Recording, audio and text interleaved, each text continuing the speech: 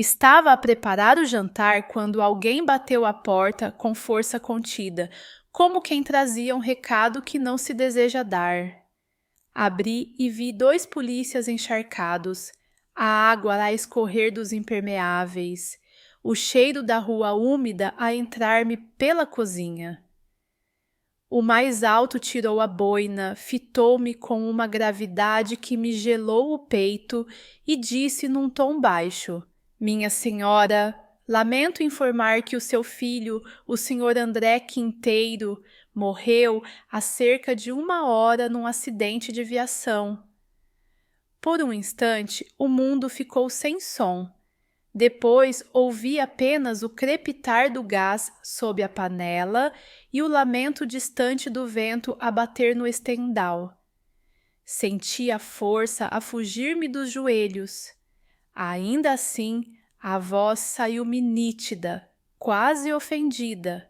Isso é impossível. O meu filho está a dormir, lá em cima. O polícia piscou os olhos, trocou um olhar rápido com o colega e corrigiu a postura. Tenha certeza, minha senhora? Absoluta. Ele chegou encharcado, disse que estava exausto e subiu. Não passaram 20 minutos. O mais alto apresentou-se. Tenente Ramalho. Depois pediu com uma gentileza tensa. Podemos verificar? Conduzi-os pela escada estreita do nosso T2 em Alcântara, a madeira a ranger sob passos que eu desejava que fossem um pesadelo a desvanecer-se. Parei à porta do quarto do André e bati de leve. Filho! Silêncio. Girei o puxador. A luz amarela do candeeiro de cabeceira desenhava um volume sob o edredão. O alívio atravessou-me como um sopro quente. Está a ver, murmurei. Está a dormir. O tenente Ramalho ergueu a mão. O gesto firme obrigou-me a recuar. A mão direita desceu ao coldre, a esquerda segurou a lanterna. A voz baixa, mas de aço. Por favor, afaste-se, não se aproxime da cama. Antes que eu percebesse, puxou o edredão num golpe seco. A cama ficou vazia, a almofada funda, um casaco, toalhas enroladas, um corpo falso, uma mentira. O ar fugiu-me dos pulmões. Fiquei a amparar-me ao aro da porta, os olhos presos ao lençol liso. O outro agente, mais novo, engoliu em seco. Tem a certeza de que falou com ele hoje? Há menos de 1 hora. Pousou a mão no meu ombro, disse, mãe, estou de rastos, e subiu. Eu ouvi-lhes a voz. O tenente passou a mensagem pelo rádio com frases curtas, técnicas. Depois conduziu-me até a sala.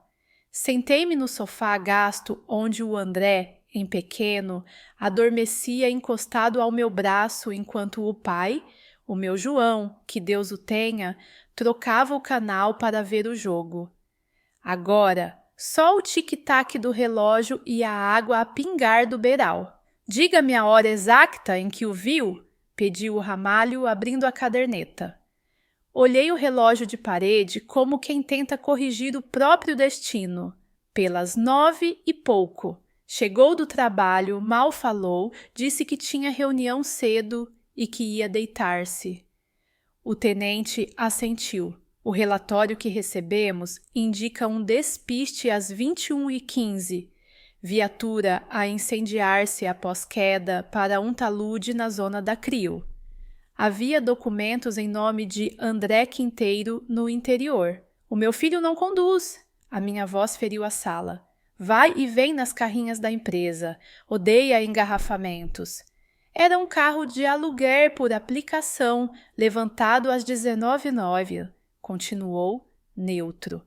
Balancei a cabeça como se o corpo pudesse obrigar a realidade a ceder. Não pode ser. O André esteve em reunião a tarde toda e chegou aqui perto das 9. Como é que ia buscar um carro às 7h? Se preferir, requisitamos teste de ADN, disse o tenente, com respeito. Hoje mesmo. Quero. A palavra saiu sem hesitação. E no meio do pavor, acendeu-se-me uma brasa de esperança. Se aquele corpo não era o meu filho, então o meu filho estava vivo em algum lado. Logo, alguém me tinha mentido.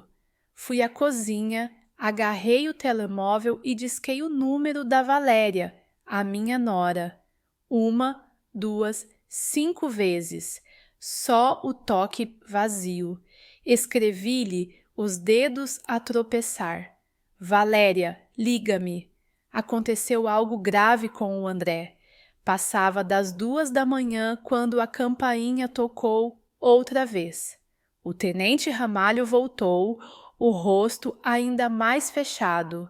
Não perdeu tempo com preâmbulos. Chegaram os resultados. O corpo do acidente não tem correspondência genética consigo. A vítima não é o seu filho. As pernas cederam-me. Precisei de agarrar o braço do sofá.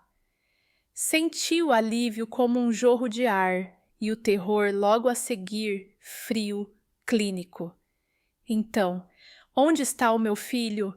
A partir de agora abrimos investigação por desaparecimento. Vamos seguir tudo: telefone, contas, últimos contactos. Pousou-me a mão no ombro, firme. Sei que é duro, mas vai ter de ser forte. Não dormi.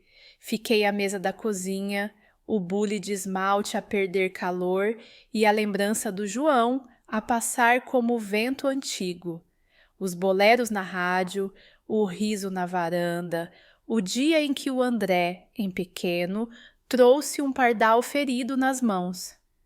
Mãe, todos merecem voltar a voar. Agora, eu é que ia querer que ele voltasse. De manhã, o telefone vibrou. Tenente Ramalho, formalizamos o desaparecimento. Precisamos de saber das últimas semanas. Mudanças de humor, discussões, qualquer coisa fora do vulgar. O trabalho moía-o, respondi. Andava calado. Achei que fosse pressão normal. Mas a Valéria, hesitei, o coração a apertar por falar de quem eu chamava filha. A Valéria vinha desconfiada. Dizia que ele a traía com a Lúcia, a secretária. Não acredito. O meu André nunca foi disso. Mas ela saía à noite sem explicar. Volta e meia desaparecia 2, 3 dias. O tenente tirou notas. Sabe onde trabalha a Lúcia? Na Quinteiro Tech. O André é diretor de projetos. Vamos lá. E olhando-me, acrescentou. Se puder vir, talvez precise de ouvir algo diretamente. Fui. Chovia miúdo sobre o vidro alto da recepção. A rapariga do balcão reconheceu-me. Bom dia, dona Carminda. Sorri com os lábios, que o resto do corpo não me obedecia. Segui até a sala de reuniões de vidro esmerilado. Lá dentro, o tenente Ramalho falava com uma jovem pequena, ombros encolhidos, mãos coladas à borda da mesa. Lúcia, se a senhora concordar, disse ele, a Lúcia quer explicar o que aconteceu. Assenti. A rapariga encheu o peito e falou. Admirava muito o doutor André. Fiquei tola. Procurei pretextos para ficar a trabalhar até tarde. As pessoas começaram a falar. Ele chamou-me à sala e disse-me, com respeito, que era casado e que eu estava a criar mal-entendidos. Pediu-me distância. As lágrimas chegaram-lhe às pestanas. Peço desculpa, dona Carminda. Fui irresponsável. Não respondi. Por dentro, sempre soube. O meu filho era recto, mas as aparências, essas esburacam vidas. O tenente perguntou, a senhora Valéria soube destes mal-entendidos? Viu-nos a falar no corredor. Achou que havia algo. Ficou fora de si. Depois disto, o tenente levou-me a um café minúsculo ao lado. O cheiro a torradas era um abraço que eu não conseguia aceitar. Se a Lúcia diz a verdade, o André não a traiu, mas a Valéria acreditava no contrário, resumiu ele. Assenti, engolindo a amargura. O ciúme sem prova é veneno. Pouco depois, uma surpresa. Quinteiro Tech confirmou que o André não aparecera naquele dia, nem pedira ausência. O chão voltou a deslizar-me sob os pés. O tenente pediu uma fotografia recente. Fui à casa, tirei de um álbum uma tirada há 3 semanas. Eu ao meio, o André a abraçar a Valéria pelos ombros. Olhei com olhos de agora e vi. O sorriso dela era duro, sem cintura. O tenente guardou a foto num saco transparente e disse que ia falar com recursos humanos e cruzar registros. As horas moeram. Ao início da tarde, o telefone. Estamos na seguradora. Acha bem vir. Fui outra vez. O gerente, Sebastião Rivas, confirmou com naturalidade que Valéria Figueiredo estivera ali na véspera a pedir informações sobre o seguro de vida do André. Mostrou as imagens da câmara, a Valéria de blusa branca e óculos escuros, e um homem alto de fato cinzento ao lado, a mão pousada no ombro dela como quem guia. O tenente olhou para mim. É o seu filho? Não. O coração deu-me um salto cego. Esse homem! Aproximei o rosto do ecrã, um arrepio da nuca até as costas. O lábio superior, a linha da barba, a arrogância do queixo, conhecia aquele ar. Chama-se Julião Ferreira, rival do André nos concursos. O André disse-me uma vez: Mãe, o Julião joga sujo, tenho de ter cuidado. O tenente anuiu, a voz a ganhar arestas. Isto aponta para conluio. Vou accionar a equipa financeira para seguir Valéria e Julião. Contas, deslocações, contactos. Saí de lá com o sol a bater-me na cara e um gelo a dormir dentro do peito. Se o André tivesse montado aquilo, não viria falar comigo à cozinha à mesma hora em que o carro ardia num talude. Não fazia sentido. Disse-o ao Ramalho, que apenas respondeu: Tem razão, há peças trocadas, vamos encontrá-las. Nessa madrugada, o telefone acordou-me de um fio de sono. Detectamos o telemóvel da Valéria em São Gregório por volta das 4 da manhã a seguir ao acidente, informou o tenente. Enviamos vigilância discreta. 2 dias depois, confirmamos. Ela vive numa casa nas periferias com um homem. Pausa. É o Julião. Vizinhos dizem que se comportam como casal. Senti-me um copo a estalar por dentro. O tenente enviou-me fotografias, os dois de mão dada a sair da mercearia, ela a sorrir como quem não deve nada ao mundo. Havia ainda um vídeo recolhido numa câmara de porta perto da CRIO.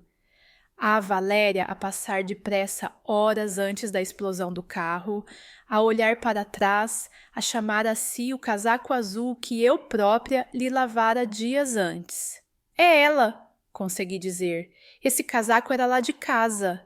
Com isto temos base, rematou o Ramalho. Mas precisamos de saber onde está o André. Foi aí que um fio antigo de memória se acendeu. A Valéria na minha cozinha, a falar baixo ao telefone, 1 mês antes. Julião, hoje à noite passo pela carrinha para levar as coisas para a cabana. Na altura, desvalorizei. Agora, a palavra cabana brilhou como um sinal de estrada. Contei tudo ao tenente. Ficava a uns 50 minutos de Lisboa, por caminhos de terra, perto de um ponteco de madeira e de um ribeiro, escondida entre pinheiros que não viam gente há anos. O tenente ativou equipas. Poucas horas depois, o rádio trouxe novas. Uma carrinha com matrículas falsas vista junto a Crio constara próxima da zona onde eu indicara a cabana. Montou-se vigilância. Quase à meia-noite, outra chamada. A Valéria e o Julião saíram de São Gregório. Estão a caminho da cabana. Insisti em ir. Ele relutou, mas acabei por seguir numa viatura descaracterizada. O caminho negro, a floresta densa, o farol a rasgar troncos. Do lado de fora, fiquei com o terço fechado na mão, a rezar sem palavras. Pelo rádio, sussurros, luz acesa, duas silhuetas, um homem no chão. Visual do André, vivo, atado. A cólera subiu-me como febre. O tenente mandou entrar. Em segundos, portas arrombadas, gritos, um corpo a embater numa mesa. O Julião. A Valéria a berrar, soltem-me, como se a culpa morasse no casaco de outra pessoa. Eu só ouvi uma voz, fraca mas inteira. A minha mãe. Onde está? Corri. O tenente cortava as cordas dos pulsos do meu filho. O André, magro, pálido, os olhos fundos, levantou-os para mim. Mãe, foi quase um sopro. Abracei-o como se o tempo todo fosse um lençol que eu pudesse puxar para o trazer de volta. E prometi, sem voz, mas com todo o corpo, já te encontrei. Levaram o André para a ambulância com a mesma delicadeza com que se pega num vaso de porcelana rachado, devagar, atento a cada vibração do mundo. Eu ia sentada ao lado, as luzes azuis a riscar a noite e o meu coração a bater contra o cinto de segurança como se quisesse saltar a estrada fora até voltar a uma casa onde o tempo ainda era justo. O tenente Ramalho seguia atrás numa viatura discreta. Vi-o pelo vidro traseiro, tenso, ao telefone, a distribuir ordens que eu não ouvia, mas intuía. Preservar a cabana, recolher prova, algemar Valéria e Julião em salas de interrogatório separadas, chamar peritos e uma equipa forense para fechar cada fresta por onde a mentira pudesse escapar. No Hospital de São Francisco, em Lisboa, uma médica de bata clara, olhar firme e voz mansa, explicou-me que o André estava desidratado, com sinais de privação de sono e marcas nos pulsos e tornozelos compatíveis com contenção prolongada. Não havia fraturas visíveis. Faria exames, ficaria em observação. Agradeci com um fio de voz. Sentei-me numa cadeira metálica e deixei que as mãos descansassem, finalmente sobre o meu colo. Quando me deixaram entrar no quarto, o André, ligado a um soro, virou a cara e tentou sorrir. Sentei-me e beijei-lhe a testa. Tinha a pele fria, mas os olhos, os olhos, estavam vivos. Mãe, disse ele, como quem pede desculpa sem achar palavras. Estás aqui, respondi, como quem reza. Pouco depois, um enfermeiro pediu-me que deixasse o filho repousar. Saí e encontrei o tenente Ramalho no corredor, a pasta encostada ao peito. Tinha o rosto cansado, mas a energia de quem sente a maré a mudar. Dona Carminda. A operação à cabana correu como planeado. Encontramos cordas, fitas de embalar, restos de alimentos e uma garrafa com resquícios de comprimidos. Vamos mandar tudo para análise. O Julião tentou resistir e feriu-se de leve. Já foi visto por um médico e está detido. A Valéria chorou, negou, disse que era um mal-entendido e que queria proteger o André de si próprio. Fez uma pausa e baixou a voz. Sei que o que vem a seguir vai ser duro, mas agora temos fatos. Assenti, de olhos marejados, e pedi-lhe um favor que me queimava a língua. Não me deixem sozinha quando ela falar. O tenente concordou, e enquanto a madrugada se abria numa franja pálida por trás dos prédios, percebi que a noite, a verdadeira, ainda ia a meio. No fim da manhã, o Departamento de Investigação Criminal, em Chelas, cheirava a café requentado e papel. Puseram-me numa sala com um vidro espelhado. Ali eu era um par de olhos e um coração que escutava. Do outro lado, sentou-se a Valéria Figueiredo. O cabelo apanhado à pressa, os olhos inchados, a camisola trocada depois de lhe terem retirado o casaco azul que eu, tola, lavara com as minhas mãos. O advogado ao lado sussurrava-lhe instruções. O tenente Ramalho entrou calado, pousou o gravador na mesa e enunciou, sem moralizar, os crimes sob investigação. Sequestro, simulação de acidente, fraude ao seguro, associação criminosa. Cada palavra assentava como uma pedra. A Valéria choramingou, depois endureceu, depois suspirou.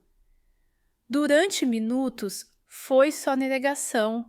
Não é nada disso. Quiseram armar-nos uma cilada. Eu nem sabia do carro. O Julião obrigou-me. Então o tenente fez sinal. Outro agente colocou, uma após outra, fotografias recolhidas. Ela no balcão da seguradora com o Julião. Os dois de mão dada em São Gregório. A sua silhueta junto a Quiril horas antes do incêndio. O ficheiro encontrado no portátil do Julião, passo a passo do plano, a câmera do carro, desmontada e escondida na mala dela, que gravou a preparação do cenário, e, por fim, uma sacola com embalagens de comprimidos idênticos aos resíduos da garrafa na cabana. O advogado baixou o olhar, a Valéria apertou os dedos até branquear. Chega, disse, numa voz que já era outra. Eu falo. A confissão saiu aos solavancos, num fio de palavras que espalhei dentro de mim como quem colhe cacos no chão. O ciúme que a cegou quando pensou que o André se perdera na admiração da Lúcia. A promessa sedutora do Julião que lhe afagou a raiva, lhe deu razão, lhe vendeu um atalho para acabar com o sofrimento. A ideia do seguro de vida. Se é para te esquecer, ao menos não te deixo de mãos a abanar. Dissera-lhe ele venenoso. A decisão de não matar com as próprias mãos e a cobardia de entregar o meu filho ao silêncio, sedado e amarrado, enquanto se punha em cena um acidente com um corpo roubado a uma morgue clandestina. Eu sabia que era errado, murmurou. Mas o Julião dizia que ia correr bem, que ninguém ia sofrer, que o André ia reaparecer depois, quando já tivéssemos ido embora. Eu não tive coragem para... A voz perdeu-se-lhe. Eu, do lado de cá do vidro, não chorei. Era como se já não pudesse. O pranto tem horas, e as minhas tinham se cumprido na cabana, quando o André disse mãe, como quem volta ao mundo. Agora, o que me preenchia era um vazio grave, uma desistência do espanto. Não disse por quê. O porquê é um poço que nunca toca ao fundo. À tarde foi a vez do Julião. Entrou com o queixo hirto, o ar de quem já comprou advogados e futuros. Negou, troçou, tentou descredibilizar a Valéria. Histérica, inconstante, obsessiva. O tenente Ramalho não perdeu o compasso. Mostrou o roteiro escrito por ele, leitura fria, subtrair o André do quarto, manter cativeiro, simular a morte, aceder ao seguro, levantar o dinheiro e fugir para a Espanha antes da primeira dúvida técnica. Mostrou a mensagem. Tudo pronto, noite, confere matre. E depois os registros de chamadas entre ele e a morgue clandestina. Vi, pela primeira vez, o Julião vacilar. E quando o perito informático entrou para explicar a recuperação do draft apagado do plano, o rival do meu filho ficou finalmente calado. A Sofia, analista financeira chamada pelo tenente, juntou tudo o que eu não saberia juntar. Pedidos de adiantamento numa conta conjunta recente entre a Valéria e um amigo de nome falso. Transferências em numerário no dia anterior ao desaparecimento. Tentativas de consulta do processo do seguro através de um proxy. Um aluguer de viatura às 19h com um telemóvel registrado em nome de um laranja. As peças compunham-se como uma fotografia revelada devagar. À noite regressei ao hospital. O André dormia um sono pesado, sem sonhos. Sentei-me e contemplei-o, e soube que a batalha mudara de campo. Já não lutávamos para o trazer de volta, mas para que a verdade ficasse inteira. Rezei baixinho, não por castigo a ninguém, mas para que a justiça não se perdesse nas texturas da lei. No dia seguinte, o tenente Ramalho passou por minha casa.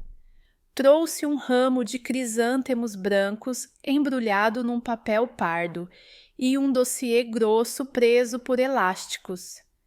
Deixou as flores num copo, como quem devolve cor a um canto da cozinha, e abriu a pasta em cima da mesa de madeira.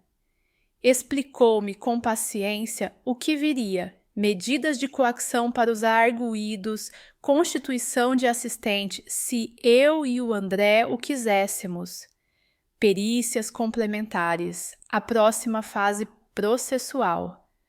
Perguntou se eu estava disposta a testemunhar. Disse-lhe que sim. A voz, que me falhara tantas vezes, saiu limpa. Eu não vim até aqui para calar agora. Ao fim da tarde, o André teve alta condicional, com consultas marcadas de psicologia e medicina interna. Quando o levei ao nosso T2, o cheiro a café e a sabão acolheu-nos como um abraço de família antiga. Sentei-o no sofá, trouxe-lhe um caldo, aquele mesmo que se apagara no lume no dia em que o mundo desandou, e vi-lhe, enquanto comia devagar, um lampejo novo nos olhos. Vontade. Ficamos muito tempo a falar sem dizer tudo. Ele contou-me coisas aos pedaços. Acordar e adormecer na cabana, a voz da Valéria a segredar promessas que não eram para ele, a risada do Julião a atravessar-lhe o estômago, um medo seco quando ouvia carros ao longe. Eu ouvi. Apertei-lhe a mão quando o silêncio apertava demais. Mãe, perdoa-me por não ter visto, começou. Perdoa-te tu, filho. Quem ama não é vidente, é bravo, e tu foste. Nos dias seguintes, a vida arrumou-se em gestos simples. Chávenas lavadas, lençóis trocados, o terço no parapeito, a janela aberta ao tejo ao longe. Andei entre o hospital e o DIAP, entre o mercado e o passeio junto à linha do comboio, com o telefone sempre por perto. O tenente ligava, dava notícias coordenadas, sem promessas vãs, as medidas de coação fixadas, prisão preventiva para o Julião, prisão domiciliária com pulseira eletrônica para a Valéria, até prova pericial final. As perícias farmacológicas a confirmarem sedação. O laudo do incêndio a estabelecer origem e tempo. A morgue clandestina já identificada e alvo de busca. A máquina da justiça, que tantas vezes tarda, rodava agora com a força do irrefutável. Uma tarde, a Lúcia pediu para me ver. Apareceu à minha porta com uma saquinha de papel e os olhos verrumosos de quem aprendeu 2 vezes a mesma lição. Eu deixei-a entrar. Sentou-se, respirou e disse, sem rede: venho pedir desculpa. Fui leviana. Gostava do Dr. André e deixei isso sair pelos olhos e pelas horas a mais. Não passou daí, juro, mas semeei a dúvida onde não devia. Vou sair da empresa. Não quero que pensem que fico por motivos tortos. Olhei para ela como se olhasse para uma versão mais nova de mim, a aprender à força a linguagem do cuidado. Às vezes, uma insinuação é uma pedra no telhado. Tu foste tonta, não má. Vai fazer o teu caminho, e obrigada por vires. Quando a porta se fechou e o corredor ficou outra vez vazio, percebi que, por baixo de tudo, a casa respirava um ar diferente, ainda ferido, mas limpo. O André decidiu que voltaria, devagar, à Quinteiro Tech. Queria reorganizar, endurecer processos, criar um comitê de ética. Não quero mais sombras por cima do nosso nome, disse-me. Beijei-lhe a face e deixei-o ir, que o amor também é deixar levantar voo. À noite, sentei-me com o diário do João aberto no colo. Ele escrevera um dia que o pior inimigo de uma família é uma mentira repetida até parecer verdade. Escrevi por baixo, com caneta azul, e o melhor amigo é a verdade teimosa de uma mãe. Apaguei uma lágrima ao canto do olho e fechei o caderno com o mesmo cuidado com que se fecha uma arca a salvo do fogo. O telefone tocou. Era o tenente Ramalho. Dona Carminda, o Ministério Público vai deduzir acusação nos próximos dias. O Tribunal de Monte Real já tem data indicativa para a primeira sessão.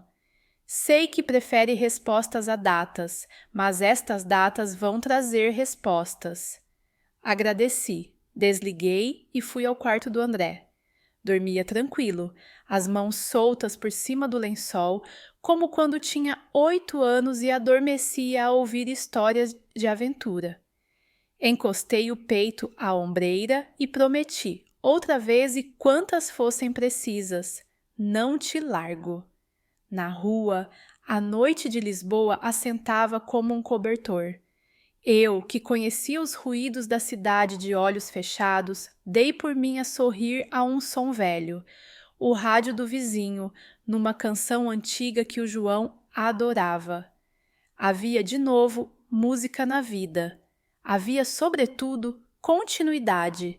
E eu sabia que quando chegar a hora de estar frente a frente com a Valéria e o Julião numa sala de audiências, o meu coração vai tremer. Não de medo, mas de verdade. As semanas seguintes foram uma travessia lenta, como quem caminha por um corredor estreito, sem saber se no fim haverá luz ou mais escuridão. O André recuperava em casa, ainda frágil, com os olhos encovados e a pele marcada pelas noites na cabana. Eu preparava-lhe sopas e chás, mudava-lhe os lençóis e passava horas a ouvir-lhe o silêncio, porque mais do que palavras ele precisava de companhia. Às vezes, ao entardecer, ficava sentado junto à janela a olhar para o Tejo, os barcos distantes a deslizar, e eu percebia que uma parte dele ainda estava algemada àquele chão de madeira onde o tinham deixado quase sem esperança. O tenente Ramalho vinha regularmente à nossa casa, sempre com a sua pasta cheia de papéis e anotações. Trazia novidades do processo, mas também um olhar de respeito e uma delicadeza que me confortava. Um dia colocou sobre a mesa uma notificação oficial. O Ministério Público tinha deduzido acusação contra Valéria Figueiredo e Julião Ferreira pelos crimes de sequestro, tentativa de homicídio, fraude ao seguro e obstrução à justiça. O julgamento teria lugar no Tribunal de Monte Real, a poucos quilômetros de Lisboa. Ao ler aquelas linhas, senti um aperto no peito. Era como se toda a dor dos últimos dias se condensasse ali, em frases jurídicas secas e frias, incapazes de traduzir o horror que havíamos vivido. Mas também senti um sopro de esperança. A verdade ia finalmente ser exposta diante de todos. Na primeira audiência, a sala estava cheia. Eu e o André entramos de mãos dadas, ele ainda com um bastão de apoio, mas determinado a enfrentar tudo. O coração batia-me tão forte que parecia ecoar pelo soalho antigo do tribunal. Sentamo-nos na terceira fila, próximos o suficiente para ver os rostos dos acusados quando fossem trazidos. O tenente Ramalho ficou algumas filas atrás, atento, como uma sombra protetora. Quando abriram a porta lateral e trouxeram os réus, o meu corpo estremeceu. A Valéria, vestida com o uniforme cinzento da prisão, tinha o rosto pálido, os olhos baixos e, ainda assim, por um instante procurou o olhar do André. Ele desviou a face sem hesitar. O Julião entrou logo a seguir, altivo, com uma expressão de frieza que me gelou o sangue. Não mostrou arrependimento, apenas um desdém silencioso, como se estivesse acima de tudo. A imagem dele, tão perto, fez-me recordar as palavras do André meses antes. Mãe, esse homem joga sujo, tenho de ter cuidado. Nunca pensei que fossem tão proféticas. O juiz abriu a sessão e o procurador iniciou a leitura da acusação. A sua voz ressoava firme pela sala, enumerando cada detalhe. O plano para simular a morte de André, o uso de um corpo retirado clandestinamente, a tentativa de obter 10 milhões de euros de indemnização do seguro, o sequestro cruel e prolongado. Cada palavra era um golpe, mas também uma vitória da verdade. Enquanto escutava, apertava a mão do André com força. Ele mantinha o olhar fixo, como quem enfrenta uma tempestade sem piscar os olhos. Foram apresentadas as primeiras provas. Na tela grande surgiram as imagens da seguradora, onde se via a Valéria de blusa branca ao lado do Julião. Depois, os vídeos recolhidos nas imediações da CRIO, mostrando a Valéria horas antes da explosão do carro. Em seguida, os ficheiros recuperados do computador do Julião, detalhando o plano com passos meticulosos. Finalmente, a câmara do carro que gravou os momentos em que colocaram o corpo no veículo e o incendiaram. A sala inteira prendeu a respiração. O juiz olhou para os réus que permaneceram em silêncio, a Valéria com os ombros encolhidos, o Julião com a expressão de pedra. Durante um intervalo, o André virou-se para mim e disse em voz baixa: Mãe, às vezes penso que tudo isto ainda é um pesadelo e que vou acordar no meu quarto depois de um dia normal de trabalho. Acariciei-lhe o rosto com a palma da mão, tentando transmitir-lhe força. Não é sonho, filho. É a vida, dura e cruel, mas estamos juntos, e é isso que importa. Na audiência seguinte, chamaram a Lúcia como testemunha. A rapariga entrou nervosa, as mãos a tremer. O procurador pediu-lhe que contasse o que sabia. Ela confessou que havia admirado demasiado o André, que tinha criado mal-entendidos, mas que ele sempre lhe deixara claro que amava a esposa e que não queria complicações. Contou também que a Valéria a tinha surpreendido a falar com ele num corredor e que reagira com fúria, convencida de uma traição inexistente. Enquanto falava, lágrimas corriam-lhe pelo rosto. Olhei para ela com compaixão. Tinha errado, mas não era um monstro. O seu testemunho mostrou que os ciúmes da Valéria não tinham fundamento, mas tinham sido o rastilho da tragédia. No terceiro dia de julgamento, o procurador chamou o André. O meu coração disparou. Vi-o levantar-se com esforço, apoiado no bastão, e caminhar até ao estrado. A sua voz estava rouca, mas firme. Lembro-me de ter bebido um copo de água que a Valéria me deu naquela noite. Pouco depois, senti-me estranhamente sonolento.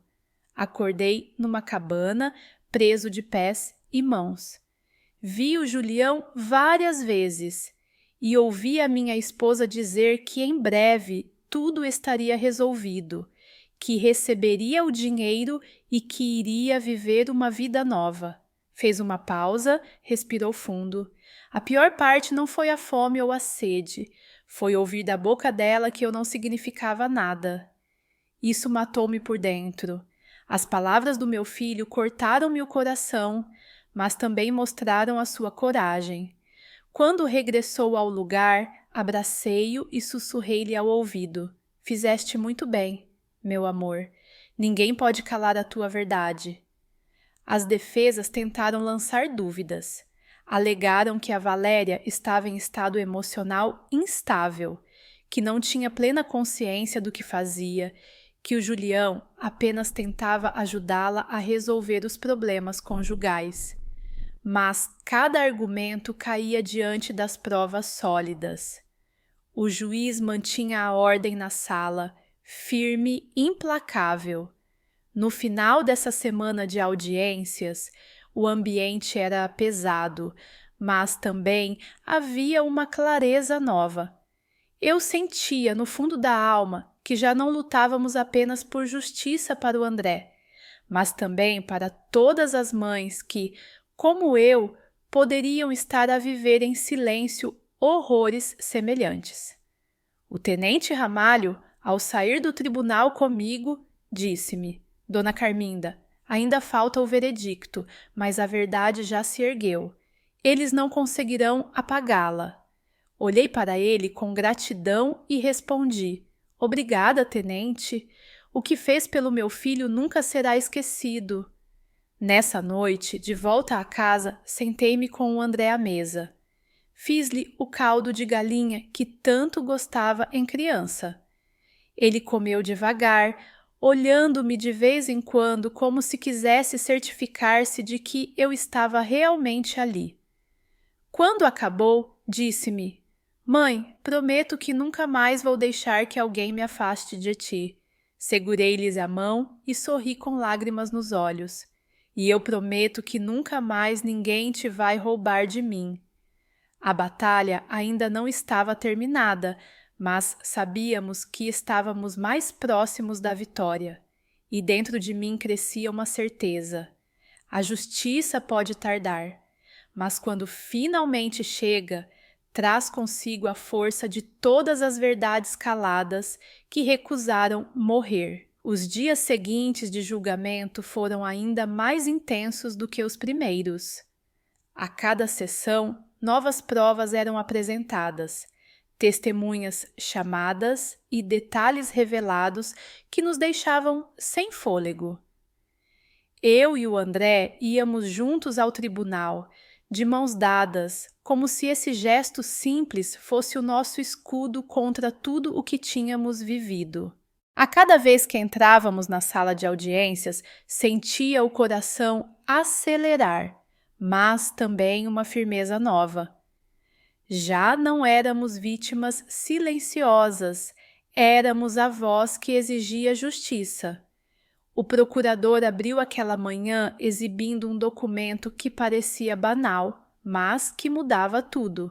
Tratava-se de extratos bancários onde se via claramente uma movimentação suspeita.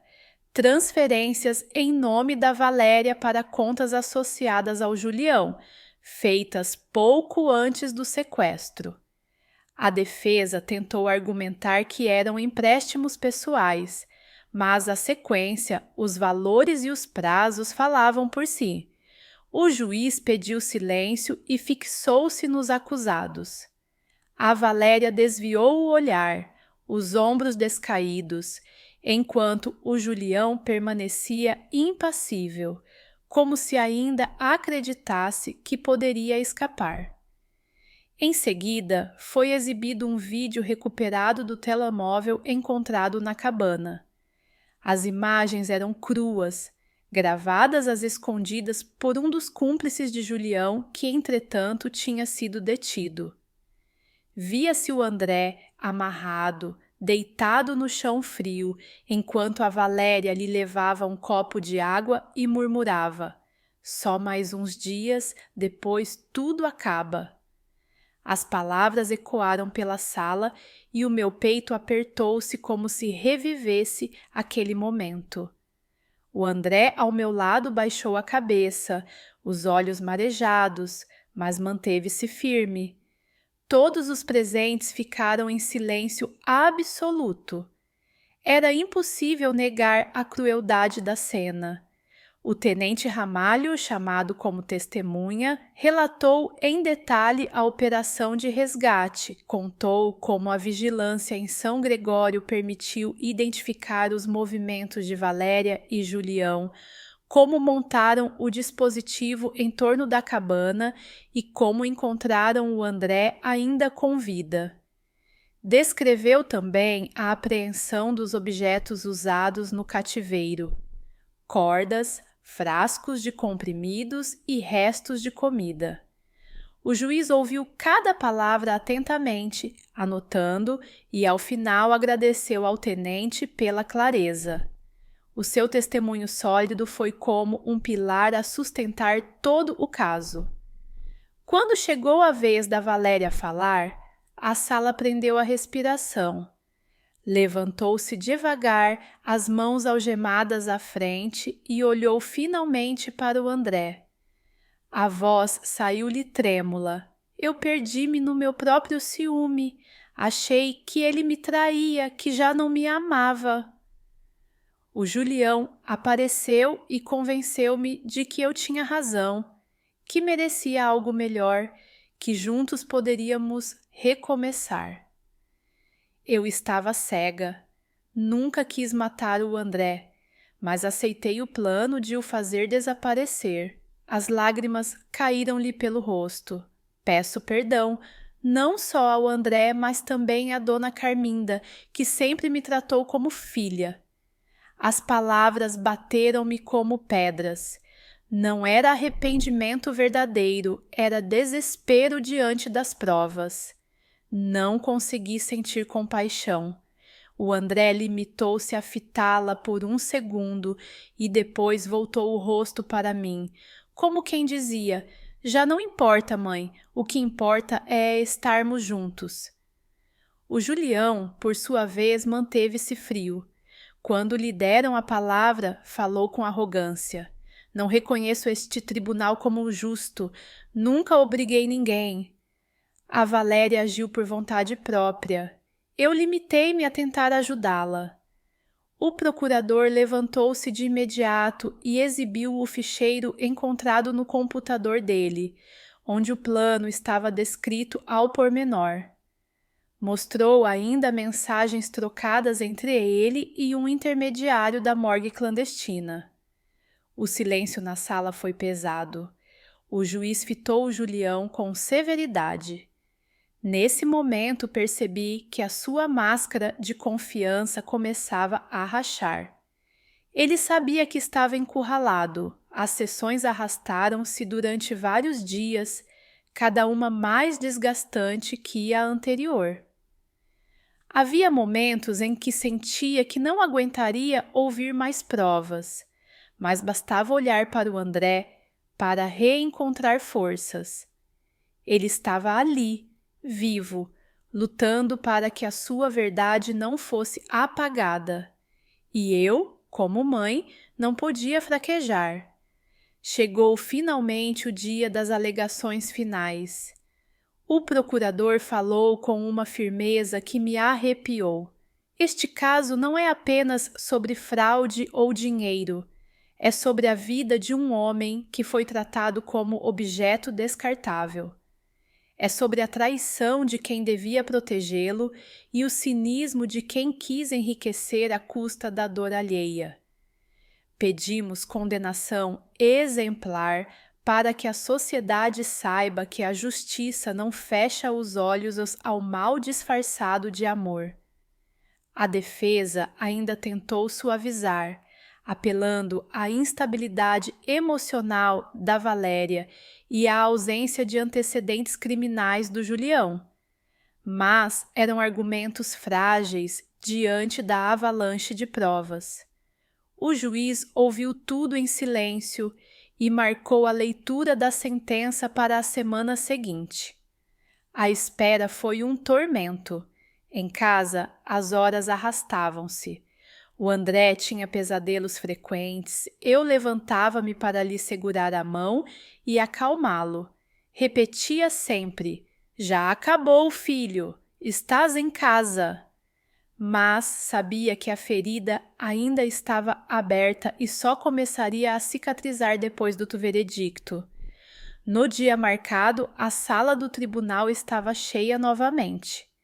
A expectativa era esmagadora.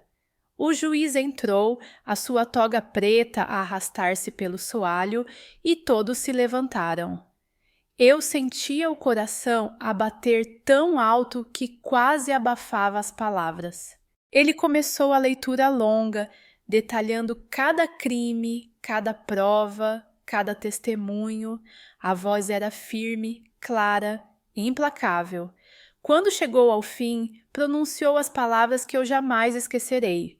O tribunal condena a arguida Valéria Figueiredo a 16 anos de prisão, com atenuantes pela confissão parcial. Condena o arguido Julião Ferreira a 25 anos de prisão, agravados pela frieza, planeamento e tentativa de ocultar o crime.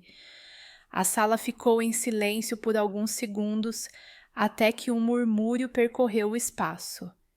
Eu respirei fundo, uma respiração que parecia adiada há meses. Olhei para o André. Ele chorava em silêncio, mas era um choro de libertação. Apertei-lhes a mão com todas as minhas forças. Acabou, filho, acabou. A Valéria desabou na cadeira, os guardas tiveram de a segurar para a levar. O Julião manteve a cabeça erguida, mas os olhos denunciavam o peso da derrota. Pela primeira vez, vi-lhe o vazio de quem sabe que perdeu tudo. Ao sair do tribunal, o sol de Monte Real brilhava forte. Senti o calor nos ombros e percebi que, embora o caminho da dor tivesse sido longo, finalmente podíamos começar a reconstruir a nossa vida. O André encostou-se a mim e disse: "Mãe, hoje sinto-me verdadeiramente livre." E eu respondi com um sorriso cheio de lágrimas: "Livre e vivo, meu amor, é tudo o que sempre pedi a Deus." Os dias que se seguiram ao julgamento foram como um amanhecer lento depois de uma tempestade demasiado longa.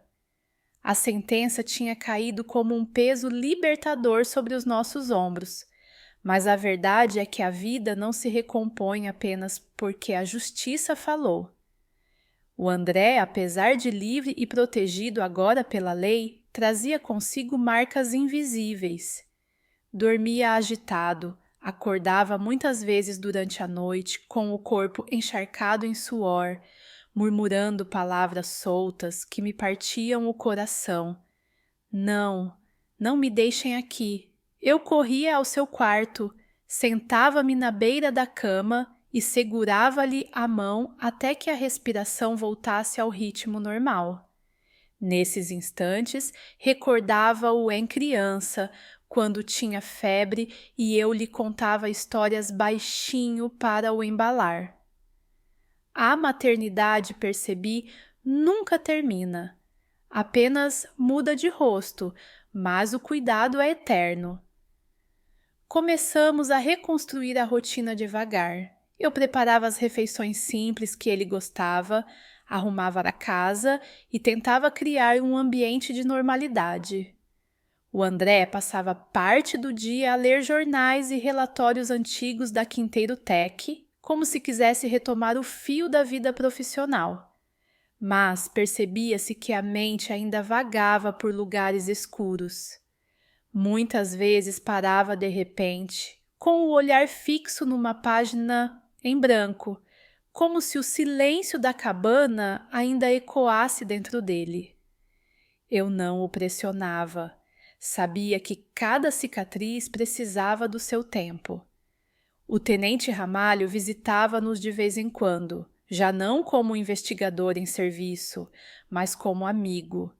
Trazia-nos notícias da evolução do processo, recursos interpostos pela defesa, prazos burocráticos, mas vinha sobretudo para saber como estávamos. Sentava-se na nossa cozinha, aceitava sempre um café e dizia-me com a sua voz firme: Dona Carminda, o mais difícil já passou. Agora é cuidar do André e cuidar da senhora também. Eu sorria em agradecimento. Havia nele uma humanidade rara, daquelas que não se aprende nos manuais de polícia. Um mês depois, o André decidiu voltar ao trabalho, ainda que em ritmo reduzido.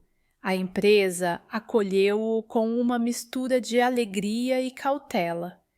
Muitos colegas ficaram chocados com o que souberam pelos jornais. Outros aproximaram-se com abraços e palavras de apoio.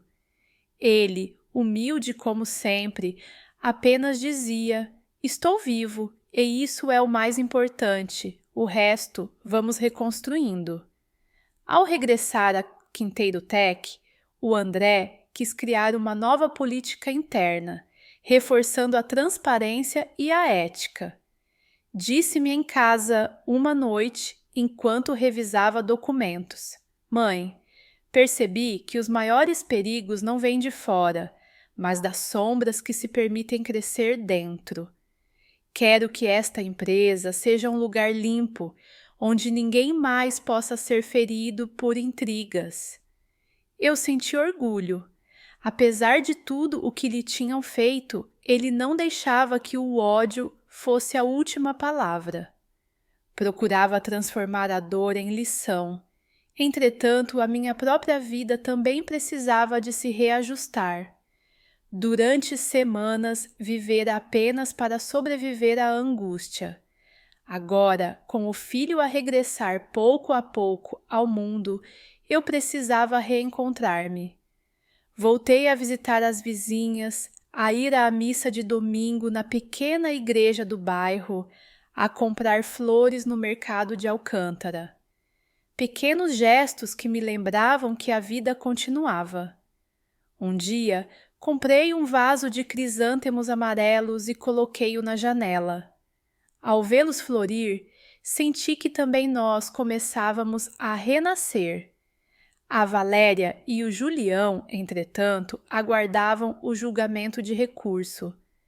As notícias davam conta de que os advogados tentavam reduzir as penas, alegando circunstâncias atenuantes. Eu li essas manchetes com um misto de revolta e indiferença. Revolta, porque ainda ousavam procurar desculpas. Indiferença, porque sabia que nada poderia devolver-lhes a dignidade perdida. O André escolheu não comentar. Apenas disse uma vez, em voz baixa: quem se perde no ódio acaba prisioneiro de si mesmo. E voltei a admirar-lhe a força. À medida que os meses passavam, os pesadelos do André começaram a diminuir. ele encontrava alívio em caminhadas longas ao final da tarde, junto ao Tejo. Eu ia com ele. Caminhávamos lado a lado, em silêncio, apenas ouvindo o som das águas e o bater das gaivotas. Nessas caminhadas, sem necessidade de palavras, sentíamos que estávamos a reaprender a respirar. Era como se cada passo nos devolvesse um pouco da vida que nos tinham tentado roubar.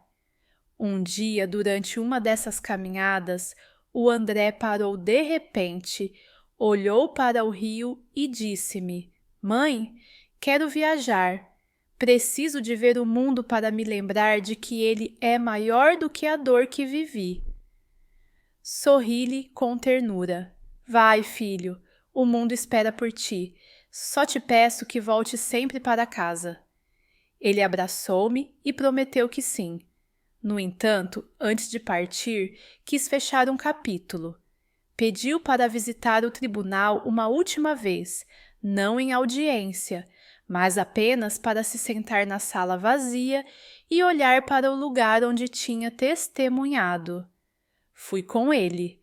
A sala estava silenciosa, o sol a entrar pelas janelas altas.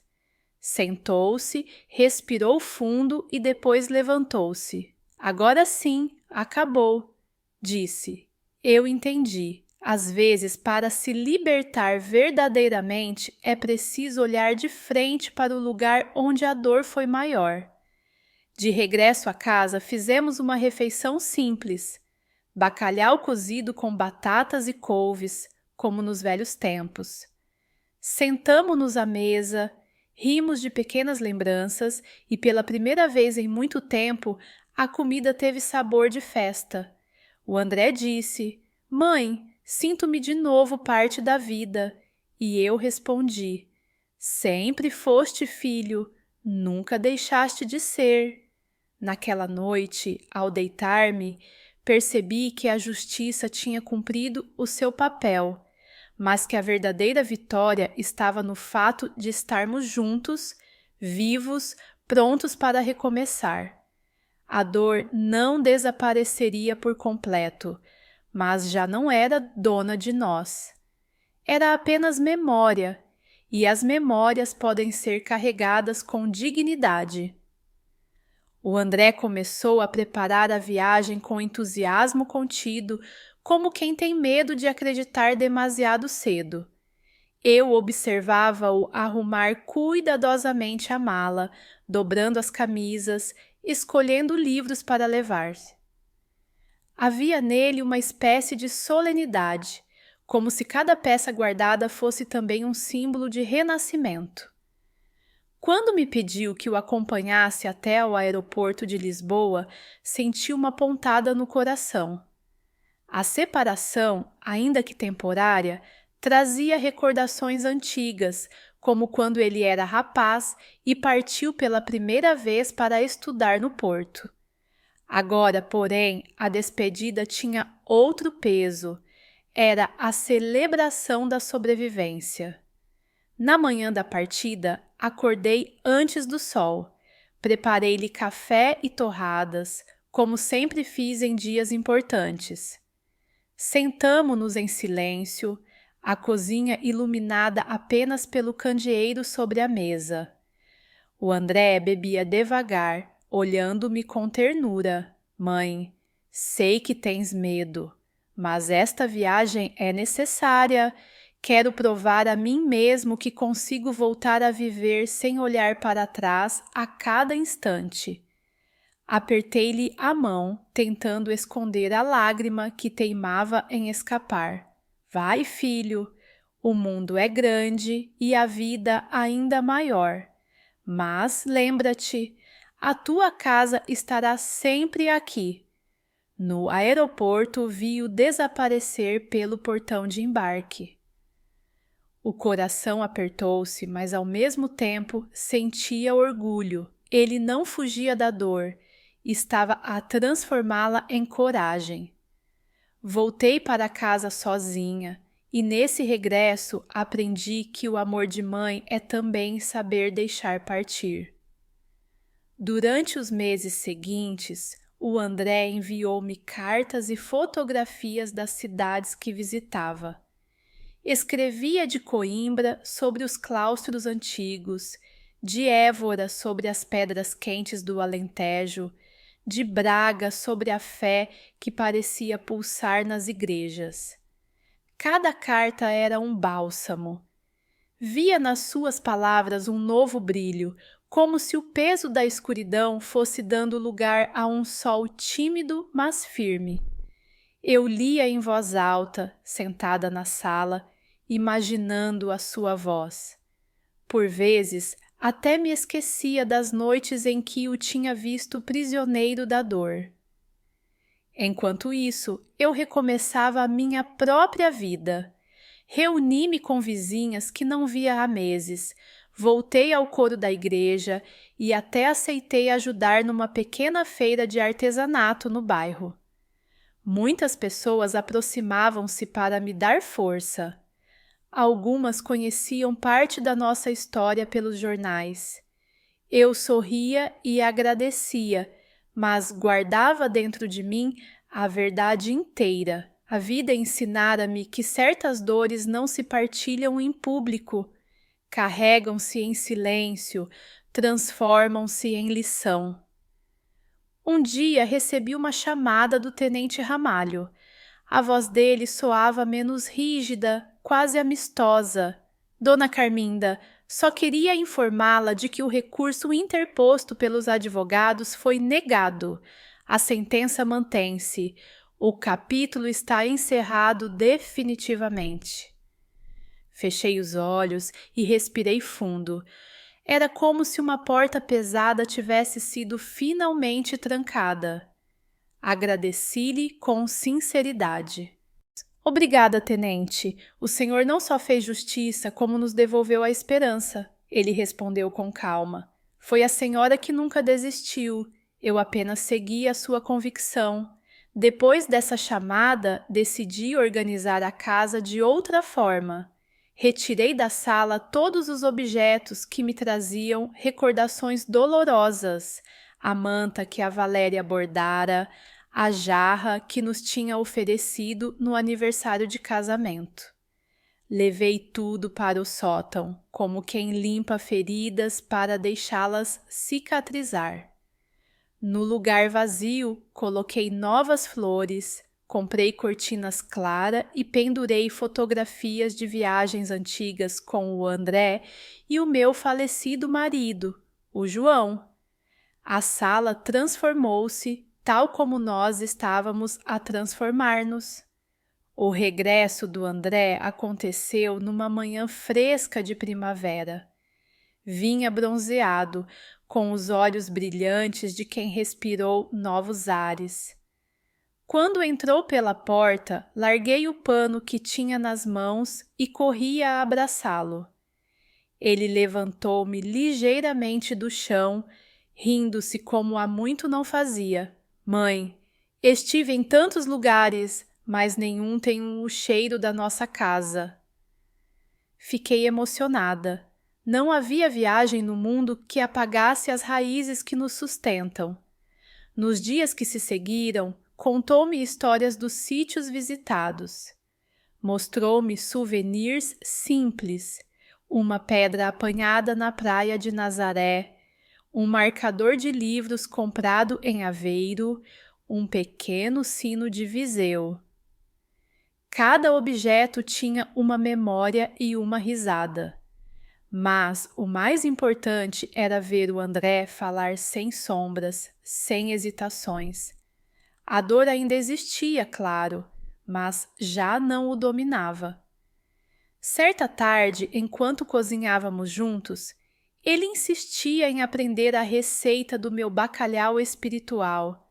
O André disse: Mãe, quero começar um novo projeto na empresa. Uma fundação em memória do pai dedicada a apoiar famílias vítimas de violência doméstica e de fraudes.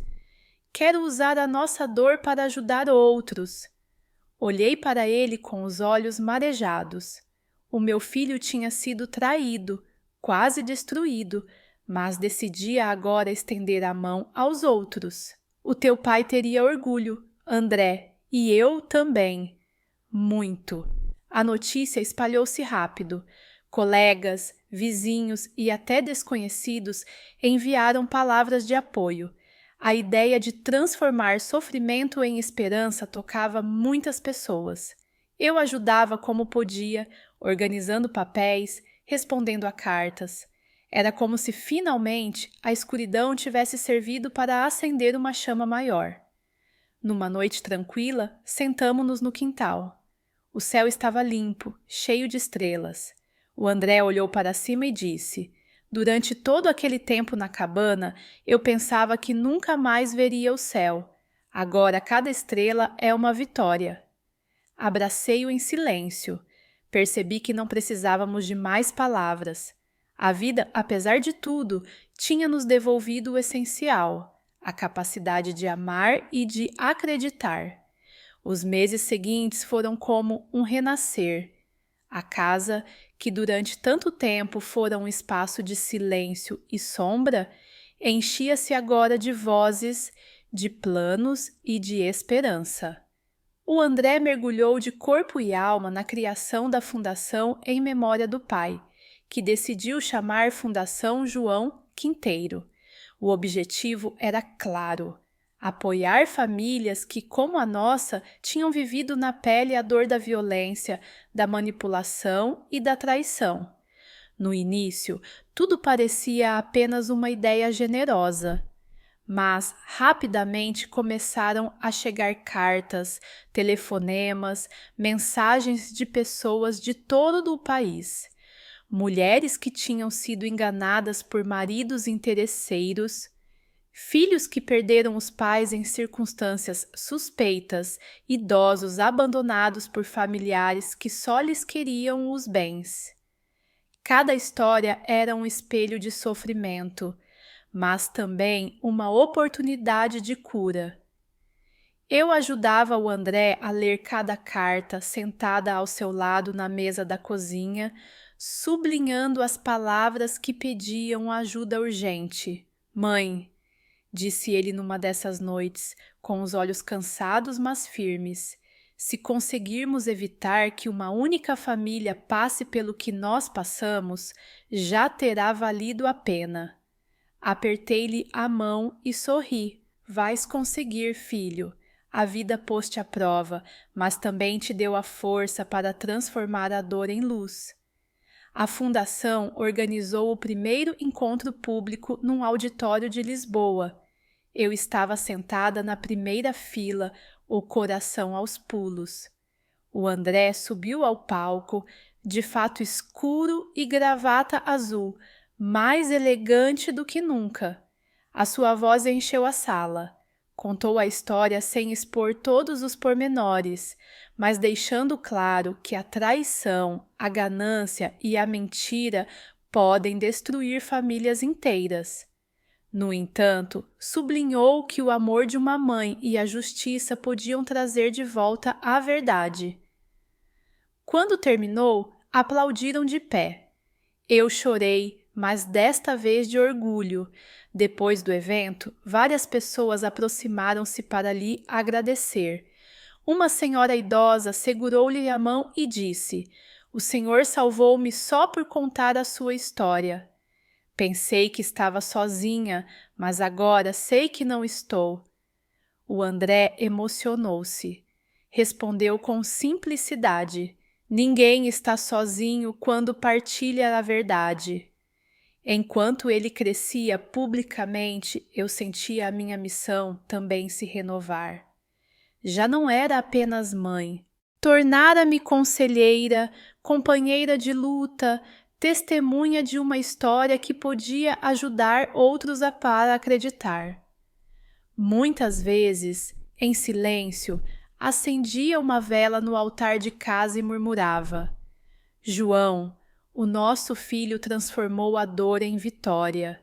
Onde estiveres, sei que sorris." Entretanto, os jornais noticiaram a confirmação das penas de Valéria e Julião. A justiça manteve-se firme. ela continuaria a cumprir 16 anos, ele 25. Não senti ódio ao ler essas linhas. Apenas uma distância fria. Eram sombras do passado, e nós tínhamos decidido caminhar em direção à luz. O André nunca mais mencionou os dois. Era como se não fizessem parte da nossa vida, e assim devia ser. Certo domingo, depois da missa, regressamos à casa e preparei um almoço simples. Sentamo-nos no quintal, rodeados pelo cheiro a flores de laranjeira. O André ergueu o copo de sumo e brindou comigo. A vida, mãe, a coragem. Ergui o meu também, sorrindo. E ao amor, que é mais forte do que qualquer sombra. Naquela noite, escrevi no meu diário. Aprendi que a fé de uma mãe pode mover montanhas, que a esperança é um escudo invisível e que a verdade, por mais escondida que esteja, sempre encontra o caminho para sair à luz. Passaram-se semanas e a rotina foi assentando. O André voltou ao trabalho com serenidade, mas sem nunca esquecer a fundação. As viagens tornaram-se mais frequentes, pois era convidado para palestras em universidades e associações. Cada vez que partia, eu preparava-lhe uma pequena merenda, como fazia quando era rapaz. Ele ria-se e dizia: "Mãe, não preciso disto, já sou adulto." E eu respondia: "Adulto será sempre, mas para mim será sempre o meu menino." Uma tarde de verão, regressou mais cedo e trouxe-me um presente inesperado, um colar simples com um pequeno medalhão em forma de estrela, para que nunca te esqueças de que, mesmo nas noites mais escuras, a tua luz me guiou. As lágrimas correram-me pelo rosto. Abracei-o com força. Obrigada, filho. Este será o meu tesouro para sempre. Ao cair da noite, sentamo-nos lado a lado, olhando o céu. O André disse baixinho: "Mãe, finalmente sinto paz." Nesse instante, percebi que a nossa história tinha chegado ao fim de um ciclo. Não ao fim da vida, não ao fim da luta, mas ao fim da sombra. A escuridão que nos tinha perseguido já não mandava em nós, e foi aí que entendi a maior lição de todas. A dor pode quebrar-nos, mas também pode moldar-nos em algo mais forte. O amor, esse é a única chama que nunca se apaga. E enquanto existir esse amor, nem a mentira, nem a traição, nem a morte conseguirão vencer. Assim terminava a nossa travessia, não com gritos de vingança, mas com um sussurro de esperança. Porque no fundo sempre acreditei, uma mãe que ama e um filho que resiste são mais poderosos do que qualquer conspiração. E essa verdade, simples e eterna, será para sempre a nossa herança.